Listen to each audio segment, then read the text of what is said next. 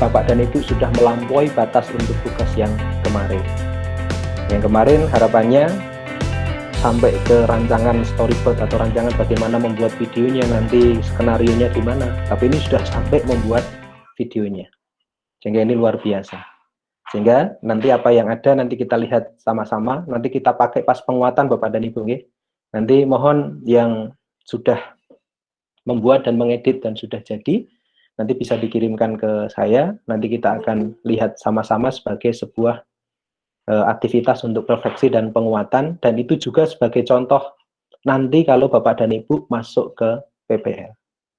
Sehingga begini Bapak dan Ibu ini kan sudah merancang perangkatnya luar biasa. Perangkatnya sudah dirancang dengan melihat beberapa aspek, tidak hanya pembelajaran biasa yang sering kita lakukan, tetapi tuntutannya harus inovatif, harus menerapkan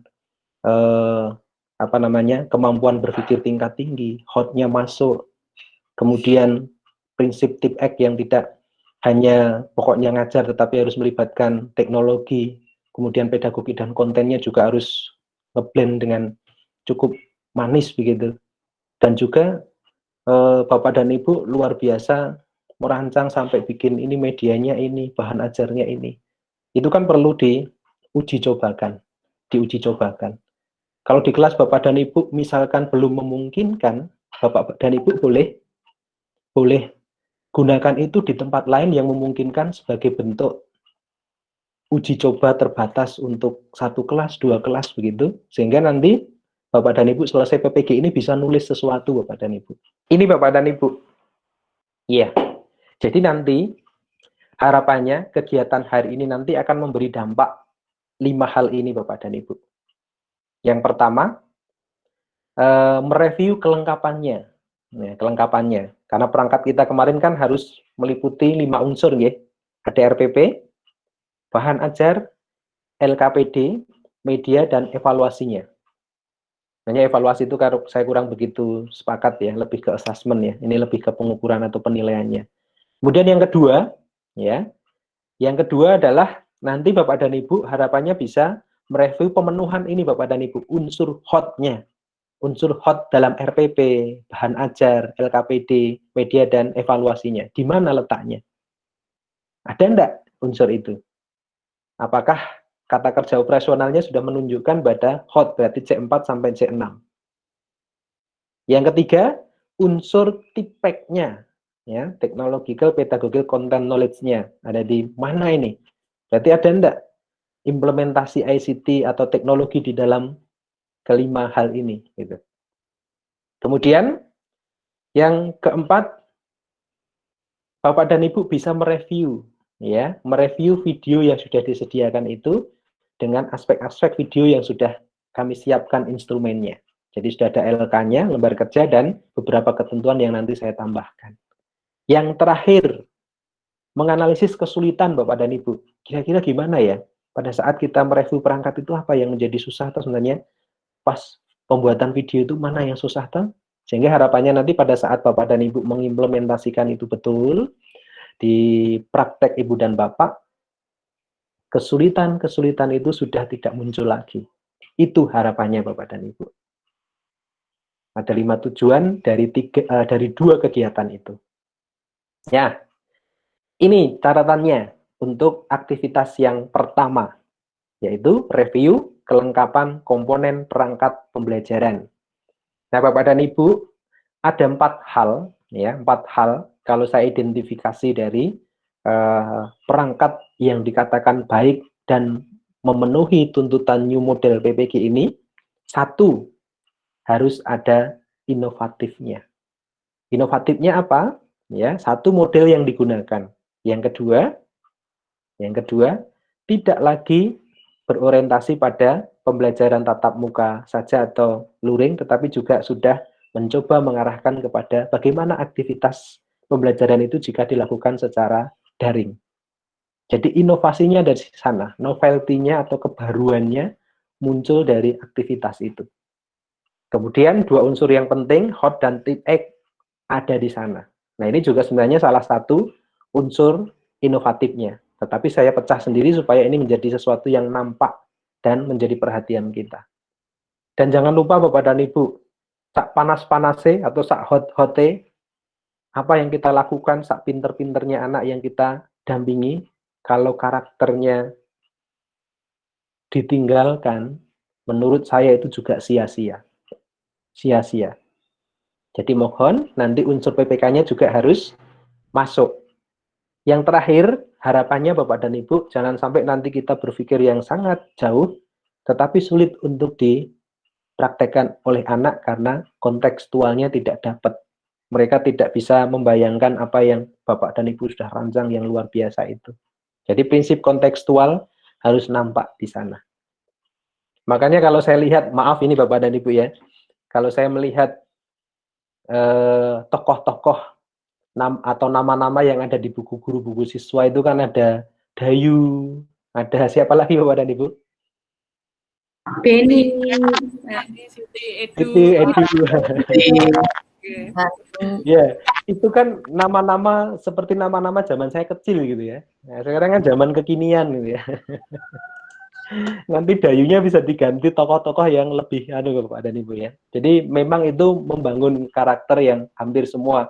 Dulu zaman saya kan Budi dan Wati ya. Nah, sekarang periode sekarang itu kan Dayu. Jadi kadang-kadang saya berpikir, wah, kenapa ya? Kalau coba bayangkan kalau di luar Jawa nama Dayu itu ada enggak, Bapak Ibu? Ada enggak kira-kira? Apalagi Siti gitu ya. Ya, itu nanti perlu di Bapak dan Ibu supaya nanti bisa jadi kalau kita ngajar di luar Jawa sana, Siti itu tidak ada namanya Siti di sini ya, misalkan begitu. Nah, salah satunya adalah kaitannya dengan kontekstual ini. Ya, kemudian ini Bapak dan Ibu, unsur-unsurnya ya, unsur-unsurnya nanti salah satunya untuk perangkat pembelajaran itu Bapak dan Ibu nanti kelengkapannya salah satunya ini. Ya. Jadi rencananya pembelajaran itu lengkap enggak? Ya, lengkap enggak komponennya? Saya enggak perlu jelaskan lagi. Bahan ajarnya gimana? Oke, dan seterusnya. Nah, kemudian nanti pemenuhannya gimana, tidaknya gimana? Kalau mau ditambahkan di sini, tambahkan PPK-nya boleh Bapak dan Ibu. Dan nanti baru dikomentari, ya. Kira-kira sarannya apa dari situ? Apakah ini sepertinya ada mikrofon yang menyala? Ya, oke, terima kasih. Jadi nanti Bapak dan Ibu tidak hanya mencentang begini, tetapi mohon diberikan komentarnya. Kira-kira kenapa ya saya menyentang di sini? Saya menyentang di sini. Oh, ini kayaknya kok belum nampak ya. Nah, kasih komentarnya Ibu dan Bapak. Oh, harusnya begini. Oh, ini sudah baik. Nah, harusnya begini misalkan. Bisa jadi Bapak dan Ibu menyentang iya, tapi masih ada catatan. Baik jika begitu. Nah, untuk yang kaitannya dengan evaluasi, memang ini tidak keharusan harus feedback, tapi kalau bisa ya, akan lebih baik juga Bapak dan Ibu. Jadi ini panduan dari sana, tapi kalau saya terbuka. Kalau memang evaluasinya mau dibuat dalam bentuk online, kenapa tidak ada unsur ininya. Jadi kalau base, komputer base, kemudian sudah dikembangkan yang bisa diakses di mana-mana, ya berarti kita sudah memenuhi di bagian ini. Nanti ditambahkan sendiri, saya terbuka untuk yang bagian ini. Ya. Kemudian berikutnya Bapak dan Ibu, kalau ini tahapan-tahapan komponen RPP-nya yang kegiatan pendahuluan inti dan penutupnya, saya yakinlah Bapak dan Ibu tidak ada masalah ya. Oke. Terus ini Bapak dan Ibu, salah satu hal yang mudah untuk melihat komponen hot dan tip X itu ada di mana, Bapak dan Ibu sebenarnya sudah bisa melihat dari sini. Ya, kalau saya melihat dari dua hal ini Bapak dan Ibu. Ya. Karena bahan ajar, media, LKPD, hot apa tidaknya juga nanti akan terlihat dari sini. Ya. Jadi nanti kuncinya kalau di RPP-nya sudah oke, begitu ya, biasanya yang lainnya akan mengikuti. Oke juga. Ya, jadi saya selalu melihat dari dua hal ini, yaitu tujuan pembelajaran dan aktivitas pembelajaran. Nanti akan terlihat Bapak dan Ibu, apakah dia masuk di sana. Jadi lihat tujuannya dan lihat pada rumusan aktivitasnya. Nah, ini beberapa contoh yang dulu pernah saya berikan, tetapi saya mengingatkan kembali Bapak dan Ibu. Ini contoh kalau yang hot. Contoh kalau yang hot. Ya, seperti ini. Jadi sudah mulai menunjukkan tentang bagaimana mereka membandingkan memberikan judgement, bahkan kalau meng-create, wah itu luar biasa. Ya. Jadi menilai itu kan berarti sudah mengevaluasi Bapak dan Ibu. Membandingkan berarti sudah menganalisis sehingga dia bisa melihat kesamaan dan perbedaan kelemahan kelebihannya. Ya, itu. Yang kedua kalau aktivitas pembelajarannya juga sama akan terlihat nanti. Ya ini sudah membuat ya mengamati kemudian ini kan kalau masa mengidentifikasi kan belum membandingkan gitu. Wah ini belum terlihat. Tapi kalau ini sudah membuat, kalau ini mengidentifikasi kemudian membandingkan, nah bisa jadi ini sudah menjadi hotnya begitu. Ya, jadi nanti akan terlihat dari dua rumusan ini. Rumusan tujuan juga bisa dilihat dari rumusan aktivitas pembelajaran. Biasanya kalau rumusan tujuannya sudah hot, pasti di sini juga sama. Jadi kuncinya sebenarnya ada di sini Bapak dan Ibu. Kenapa kemudian kementerian hanya menekankan pada 3 hal dalam pembelajaran, yaitu tujuan, kegiatan pembelajaran, dan penilaian, itu karena kuncinya ada di sana. Semua berbasis tujuan Bapak dan Ibu. Jadi selalu letakkan pada posisi tertentu kita akan mencapai dan mengantarkan peserta didik. Di sana loh letaknya, nanti saya akan dampingi anak-anak ini memiliki kompetensi ini sudah ditetapkan dulu. Baru nanti dipikirkan caranya piye gitu. Caranya piye. Nah, itu berarti sudah masuk dalam aktivitas pembelajaran. Nanti untuk sampai ke sana berarti harus melalui ini dan ini. Jadi kuncinya sebenarnya ada di rumusan tujuan. Kalau rumusan tujuan ini dibuat dengan baik dan dihayati dan dipakai untuk dasar kegiatan berikutnya, saya yakin pembelajaran kita oke. Pasti oke Bapak dan Ibu. Karena ini rumusannya bagus, maka nanti berimplikasi pada aktivitas pembelajaran dan juga berimplikasi kepada perangkat-perangkat yang lain. Maka butuh materi yang gimana ya bahan ajarnya ya, supaya mereka punya pengalaman untuk membandingkan. Berarti saya harus membuat materinya seperti ini. Medianya piye? Nah, seperti tadi Bapak dan Ibu misalkan ya. Misalkan saya bisa dibedakan nih Bapak dan Ibu. Kalau saya hanya memunculkan seperti ini, kemudian saya mencoba untuk komponen hot dan tip X itu dapat dilihat dari mana. Nah, ini beda kalau saya hanya menyajikan di sini itu tag-tagnya banyak gitu ya. Dapat dilihat dari, wah. Tapi saya mencoba untuk mendesain ini sehingga menjadi sesuatu alur pikir yang runtun gitu Bapak dan Ibu, dan mudah. Oh, dapat dilihat dari, nah, munculnya anak panah ini sudah menunjukkan berarti ada 2 komponen yang ada di sana. Jadi ini bukan tanpa saya pikirkan, saya membuat ini gitu ya. Coba bayangkan kalau semuanya langsung muncul deng gitu ya. Kan akan berbeda Bapak dan Ibu jika saya munculkan satu-satu. Komponen hot dan tip X itu dapat dilihat dari, nah, ini kita sudah bisa berpikir, oh ternyata, wah ini mesti ada 2 hal. Karena anak panahnya 2 gitu. Jadi biarkan orang mulai berpikir, dan daripada saya munculkan semua, orang tidak akan memprediksi Bapak dan Ibu. Tapi kalau saya munculkan ini, 2 yo apa yo gitu. Minimal kan itu, 2 yo apa yo gitu. Nah ini caranya memberikan alur berpikir, memberikan kesempatan kepada siswa untuk bertanya-tanya dulu. Apalagi, wah saya ngomong, wah ada 2. Kira-kira apa? Ya kan jadi mikir juga kan. Kita bisa mengkreasi aktivitas kita dengan sebuah aktivitas tanya jawab. 2 itu apa kira-kira menurut Bapak dan Ibu? Nah, kan jadi enak gitu. Nah, ini salah satu hal yang bisa dilakukan untuk mengatakan bahwa kita harus hot. Ya, aktivitas dan medianya juga harus mengarah ke sana, yang memungkinkan kita bisa berpikir. Oh, ternyata ada 2. 2 itu apa? Nah, oh ternyata rumusan tujuan dan rumusan aktivitas pembelajaran. Ya. Nah, kemudian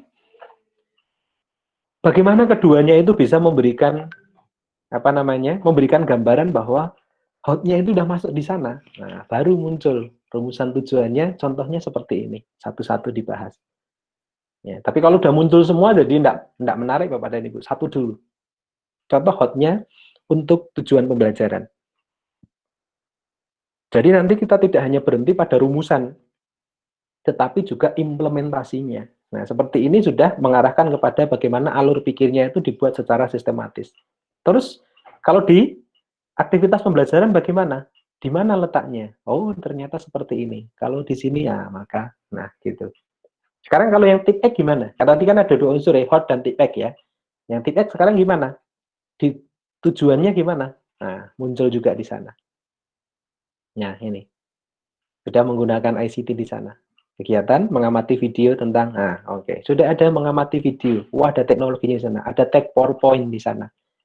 Oh, teknologinya masuk betul di sana. Di rumusan tujuan pembelajaran. Aktivitas yang lain dalam pembelajaran, maaf, dalam aktivitas pembelajaran, nah ini sudah muncul menyimak penjelasan guru melalui media pembelajaran tayangan PowerPoint misalkan. Bisa tadi kalau ini video juga bisa dibuat dalam videonya misalkan.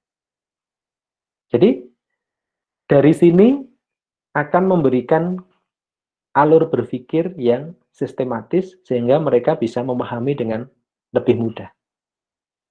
Begitu Bapak dan Ibu. Nanti contohnya ada di sini. Nah, oh contoh yang tip itu seperti ini. Berarti nanti saya akan melihat, oh rumusan tujuan begini, aktivitas pembelajarannya gimana ya? Oh cocok. Ini sudah masuk ini tipeknya. Nah, oke. Nah, terus kesesuaian.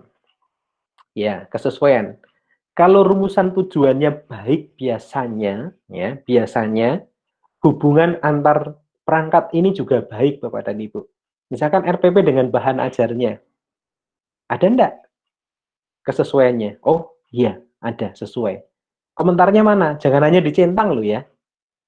Jangan hanya dicentang, tapi berikan komentar.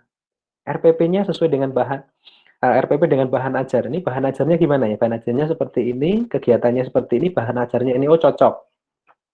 Ya. Terus RPP dengan LKPD-nya. Nah, LKPD ini piye? Wah, LKPD-nya seperti ini. Oh, ternyata, nah tadi misalkan. Jadi LKPD ini kan muncul dari turunan dari tujuan dan kegiatan pembelajaran yang ada di RPP. Jadi tidak berdiri sendiri. Medianya juga sama seperti yang saya berikan tadi. Evaluasinya juga sama. Ya, kemudian bahan ajar dengan LKPD, bahan ajar dengan media, bahan ajar ini LKPD dengan media dan seterusnya. Satu dengan yang lain saling terkait. Kalau tujuannya dirumuskan dengan baik, saya yakin semuanya pasti sinkron Bapak dan Ibu. Tidak berdiri sendiri-sendiri. Karena yang satu pasti support yang lain. Kenapa RPP-nya dulu yang dibuat? Karena itu rancangannya. Dan rancangan itu bisa dilaksanakan jika ada support sistem yang lain. Sehingga bahan ajar, LKPD, media itu sebenarnya support untuk mencapai rancangan yang sudah kita buat. Ada tujuan di sana yang kita akan capai. Nah, jadi nanti jangan hanya tidak dan iya, tapi yang terpenting justru ada di sini nih. Komentar dan sarannya. Jadi mohon nanti pada saat Bapak dan Ibu mereview, nah ini bisa dituliskan di sini. Kenapa ya gitu? Kenapa ya? Ya, sehingga nanti Bapak dan Ibu bisa memberikan masukan di sana. Nah, yang kedua, ini aktivitas yang kedua. Aktivitas yang kedua, Bapak dan Ibu akan mereview video pembelajaran. Ada dua Bapak dan Ibu nanti yang disediakan. Jadi ini review pembelajaran ada 3 hal yang akan dilakukan. Satu, menganalisis perbedaan, persamaannya, kelebihan, kekurangan. Ya, kemudian Bapak dan Ibu akan mengevaluasi kedua video berdasarkan unsur-unsur yang harus termuat. Dan nanti unsur-unsurnya apa? Ada LK-nya. Terus merumuskan rambu-rambu pembuatan video praktek. Nah, rambu-rambunya kemarin kan Bapak dan Ibu udah buat tuh. Nah, kira-kira gimana ya? Kemarin rambu-rambunya seperti ini, bikin storyboardnya harus begini-begini, kira-kira gimana? Kalau video yang dihasilkan seperti itu, kira-kira rambu-rambunya ditaati enggak ya gitu. Nah, sehingga nanti Bapak dan Ibu bisa memberikan komentar di sana. Nah, ada 2 video yang disiapkan Bapak dan Ibu yang ada di LMS. Nah, ini ketentuan-ketentuannya. Ya, instrumen review videonya seperti ini Bapak dan Ibu. Ya, durasinya harus ini. Nah, bentuknya nanti monggo dicek. Ya. Sebenarnya kalau format MPEG itu sebenarnya lebih kepada dia bisa diakses dengan aplikasi, hampir semua aplikasi bisa menggunakan ini. Sehingga formatnya kenapa harus pakai ini dan termasuk ringan juga Bapak dan Ibu. Ya. Kemudian kejelasan resolusi gambarnya kira-kira gimana, audionya gimana, kemudian ketepatan posisi pengambilan gambar. Wah, pas lihat ini hanya ketok apa namanya punggungnya misalkan. Nah, itu kan perlu dilihat begitu. Kemudian unsur-unsur ya atau tahap-tahap utama pembelajaran daring harus seperti apa, sehingga nanti nampak proses darinya. Kalau belum, ya kita lihat. Ya. Kemudian berarti ada tag ya, running tag atau kalau dalam bahasa di YouTube itu subtitlenya ya. Ya, setiap tahap pembelajarannya. Oh, pas ngapain gitu ya. Ada tag yang menjelaskan itu. Kemudian kecukupan durasi dari tiap tahapan utama pembelajaran. Tahapan utama pembelajaran itu ya pendahuluannya gimana, kegiatan intinya gimana, penutupnya gimana.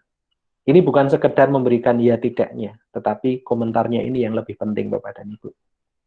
Sehingga nanti silahkan ini bisa dilakukan secara baik, khusus untuk yang review video, ya untuk review video ini tidak dilakukan sendiri Bapak dan Ibu.